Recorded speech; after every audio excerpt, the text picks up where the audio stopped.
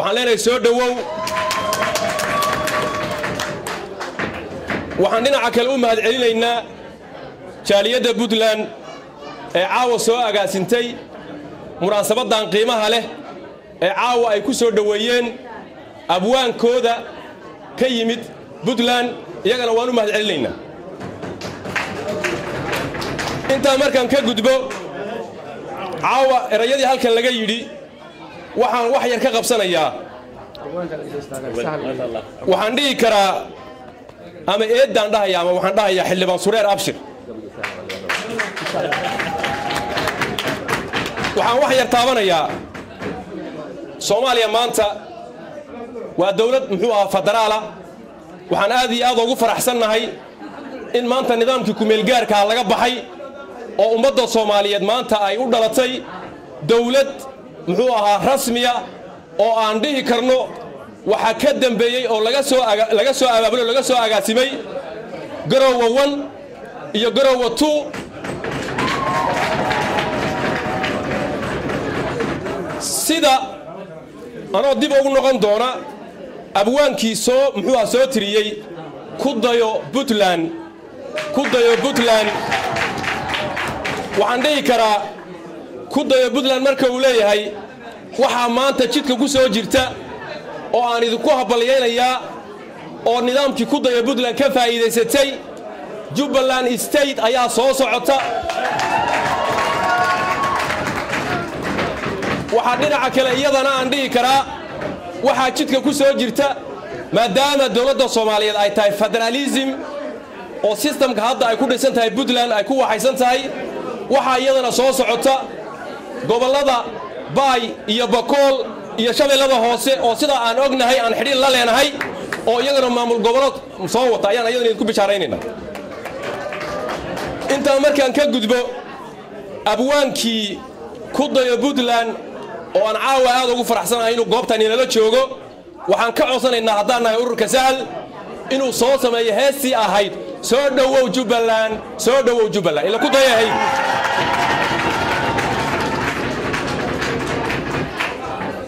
waxa iyadana sharaf leh sida eedda Sureer ay ka dhawaajisay ama xildhibaan Sureer Abshir maadaama ay jiraan dad badan oo Soomaaliyeed oo doonaya wixii lagu soo dhibanayay 22 sano ee Soomaaliya burbursanayd nidaamkii kala muxuu ahaa xilliyada dheer soo qaatay ee dawladihii muxuu ahaa ku meel gaarka ahaa mar haddii maanta laga baxay dadkan doonaya systemkan maanta jiro oo dawladda federalismka ku dhisan inay kala furfuraan iyagana waxaan leenahay hawsha ayada wax soconaya ma aha mana yeelayno ummadda Soomaaliyeed way ka soo horjeedaa qof kasta oo isku daya in uu kala furfuro muxuu ahaa nidaamkan dawladda Soomaaliyeed ee ku dhisan muxuu ahaa nidaamka federalismka dhinaca kale waxaan dhihi karnaa Puntland waxay kaalin weyn ka qaadatay oo muxuu ahaa maragma doonta oo xaqiiqo ah oo geed dheer iyo geed gaanba ay u fuushay in ay samaysanto dawlad Soomaaliyeed oo federaal oo loo dhan yahay waxaan markaa dhihi karnaa maadaama Puntland laga soo abaabulay Puntland lafteeda ha laga joojiyo dadka doonaya in dib loo noqdo oo muxuu ahaa doonaya in Puntland dib loogu celiyo muxuu ahaa hagardamadii iyo waxyaabihii soo jiray iyadana waxaan dhihi karnaa kama yeelin waxaan dhihi karaa anoo saaxiibaday ku wareejinaya Puntland horay ha u socoto waa u soo duceeya sababtoo waxaan dhihi karaa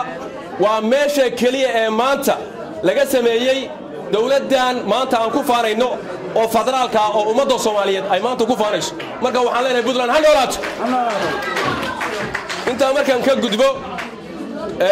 waxaan leeyahay oo ku soo gabagabaynayaa Garowe halow jigjiga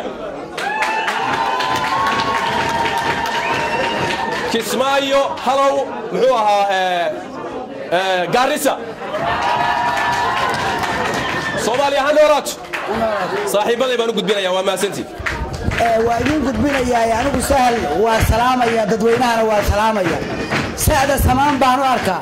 aadana waxaan u arkaa ammaano haadana horumar baan u arkaa laamkana liibaan iga qabsado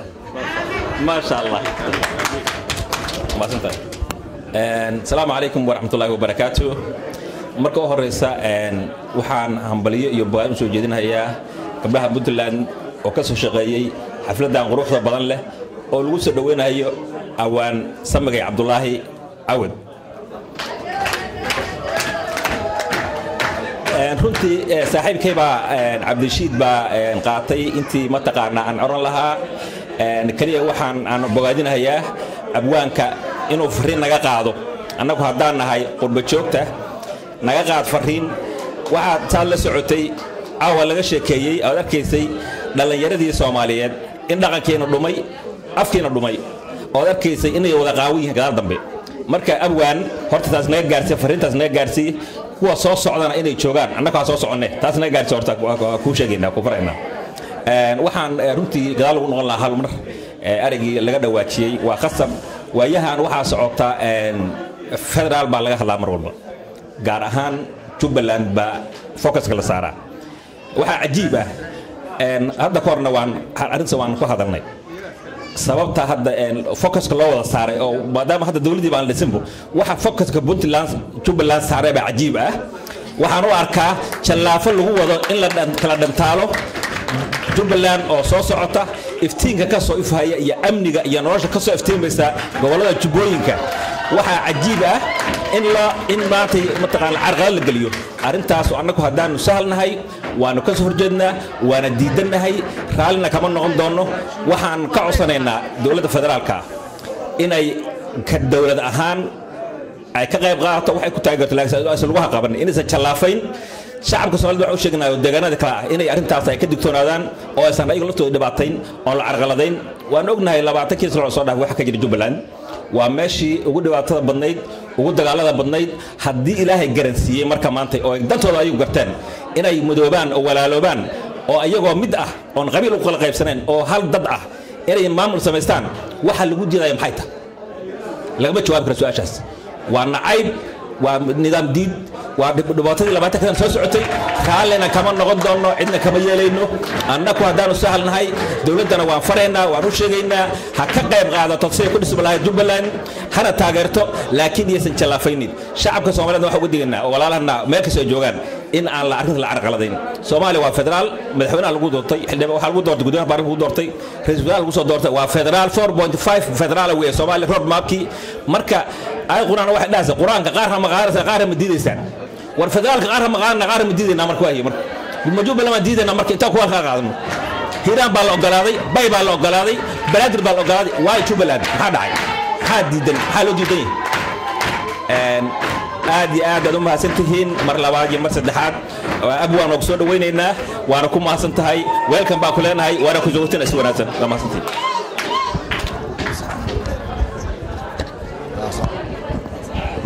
aad iyo aad u mahadsan yahay aad u mahadsan yahay gudoomiyaha iyo gudoomiye xigeenka kaliya waxaan rabaa inaan idinkaga mahadnaqno gabdhaha reer Puntland oo aan dhihi karo waa gabdhaha Soomaaliyeed gabdhaha ugu fiican sharafaad muujiseen ilaahay sharaftiina kor ha yeelo waxaan idinka codsanaynaa inaad midnimada meesha ka sii wadaan annagu haddaan sahalnahayna 100% waan garab taaganna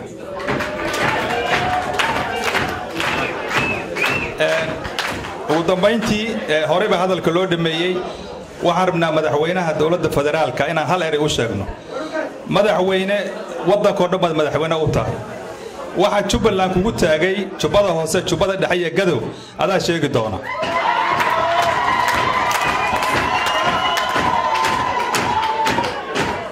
adiga ama qof kaste oo ka soo horjeeda inuu xurmeeyo dastuurkii lagu dhaartay ka haybaysan mayno waana laga sakiin qabanaya haddii aad ka dastuurka jabisaanna madax leedama aqoonsanayo inta kadib haddaan nahay ururka sahal mar walba waxaan ku yeerinaa midnimo waxaan u yeerinaa Soomaalinimo in wax la wada qabsado qof kastana deegaanku degan yahay in lagu ixtiraamo in wadanka hoos laga soo dhiso maadaama wadankii burburay sababta federaalka loo keenayna waxa weeye in la is aamino oo hoos wadanka laga soo dhiso waxaan aakhirka hadalka ugu dambaysiinayaa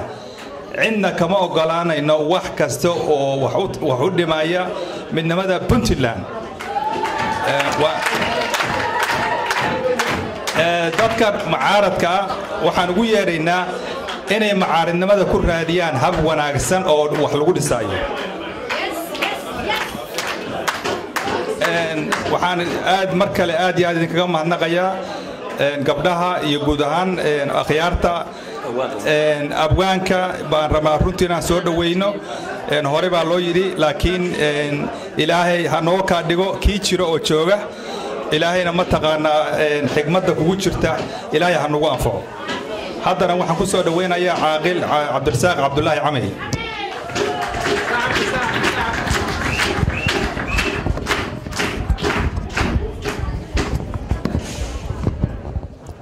بسم الله الرحمن الرحيم marka hore waxaan salaamayaa hablihii ka shaqeeyay xafladan sharafta leh ee fiican soo qaban qaabiyay ilaahay jazaa'igina khayr haydu ku siiyo ayaan idin leeyahay hadalkii oo dhan la dhameeyay anigu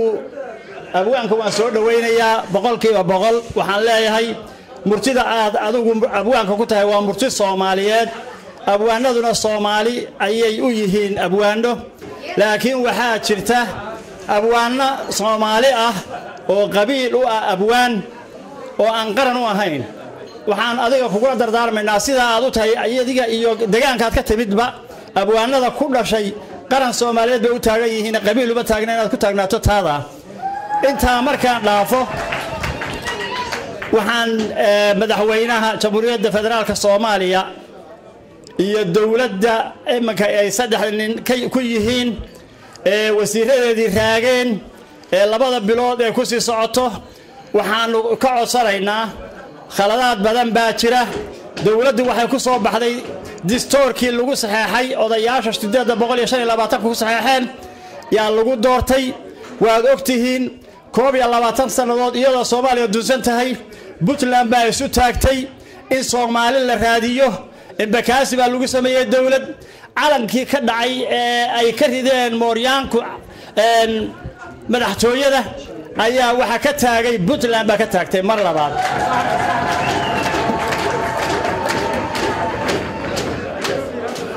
genocide-kii ka dhacay xamar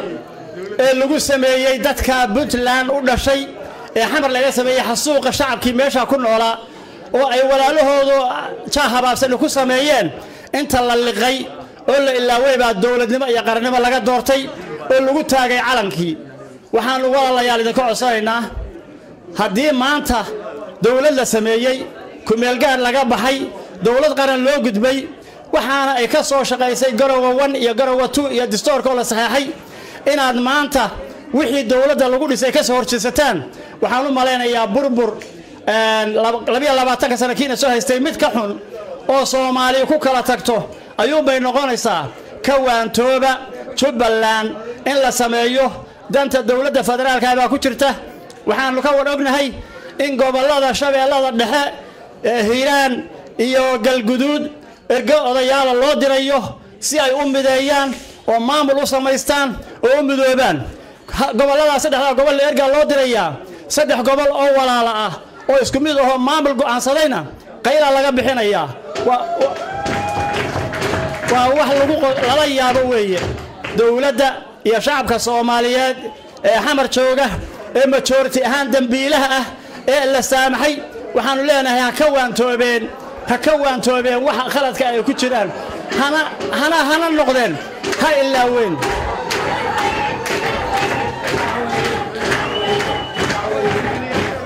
waa la saamaxay walaaladoodu waa saamaxeen waxa weeye maanta wadaagtiin wixii dagaalkii dunida labaad ka dhacay waxa lagu dacweeyaa Jarmalka inuu geystay xasuuq Yahuud ah oo lagu dacweeyaa oo lacag ku bixiyaa waxaas oo dhan waa laga waantoobay waxa la yiri qarannimo inoo dhaanta Soomaalinimo inoo dhaanta qoys waxa ka fiican qarannimo aan dooranno waxa aan lowno walaaladeen saamaxno waxa geysan aan dayno ninkii wax geystay baa hadana cabanaya waxaan leenahay walaalayaalow idin saamaxnay wixii waa idinku daynay ilaa waad ogtiin hantidii qaranka shacabka yaad ilaa maanta haysataan dawladdu kama hadlin gobolada la sameeyay iyo dawladda la sameeyo oo federaalka ku dhisaysan yaa laga hadlayaa arrintaa ha laga waantoobo haddii la doonayo in Soomaaliya dawlad noqoto haddii la doonayo in qabaa'ilka Soomaaliya israacaan in Soomaaliya qabiil u kala go'go'do walaalayaal idinka keenay jabhadii dalka burburiyay qabaa'il bay ahaayeen mar haddii maanta la doonayo in la isu yimaado qabiilkii aan dayno Soomaalinimo iyo qarannimo aan samayno federaal u bayna ku wada shaqaysan karnaa ku wada noolaan karnaa federaalka aan dhisno wassalaamu calaykum wa rahmatullaahi wa barakaatuh